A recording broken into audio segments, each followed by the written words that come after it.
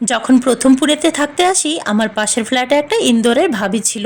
উনি খুব সুন্দর আলু পরোটা বানাতো। এরকম আলু পরোটা আমি কখনো কোথাও খাইনি। আর আমাকে ভালো লাগতো বলে উনি যখনই আলু পরোটাটা বানাতো আমাকে ঠিক 2 থেকে 4টে দিয়েই যেত। কিন্তু জানি না কেন ওনাকে আমি যখনই রেসিপি জিজ্ঞেস করতাম উনি আমাকে কোনোদিনই রেসিপিটা বলেনি। শুধু একবার বলেছিল আমি আমার মায়ের কাছ থেকে শিখেছি। তো যখন একবার ওনার মা ওনার কাছে ঘুরতে এসেছিল ওনাকে আমি জিজ্ঞেস করেছিলাম, আন্টি তোমার আলু পরোটা কা রেসিপি बताओ না মুঝে। তো ওনার মায়ের কাছ থেকে শুনে শিখে নিয়েছিলাম। এই আলু পরোটাটার আটাটা যত সফট হবে মাখা তত আলু পরোটাটা সুন্দর হবে আর একদম ফেটে যাবে না। আটাটা পুরোটা মাখা হয়ে গেলে হাতে একটুখানি তেল নিয়ে আটাটার পুরোটা গায়ে লাগিয়ে তারপর রেখে দিতে হবে 5 মিনিট মতো। আর এখানে আমি 6টা আলু পরোটার মতো আলু নিয়েছিলাম। আমি লেবু রসটা কিন্তু পুরো একটা দিইনি, পৌনে একটা মতো লেবু দিয়েছিলাম। আর এখানে দিয়েছিলাম 1 চামচ মতো জিরের গুঁড়ো। বাস এই দুটো জিনিস দিয়ে আলু পরোটাটা এত সুন্দর হয়ে খেতে। আমি তো এই আলু পরোটাগুলো শুধুই খাই। আমার ছেলেটা খেতে পারবে না বলে ওর জন্য একটু চাটনি করেছিলাম।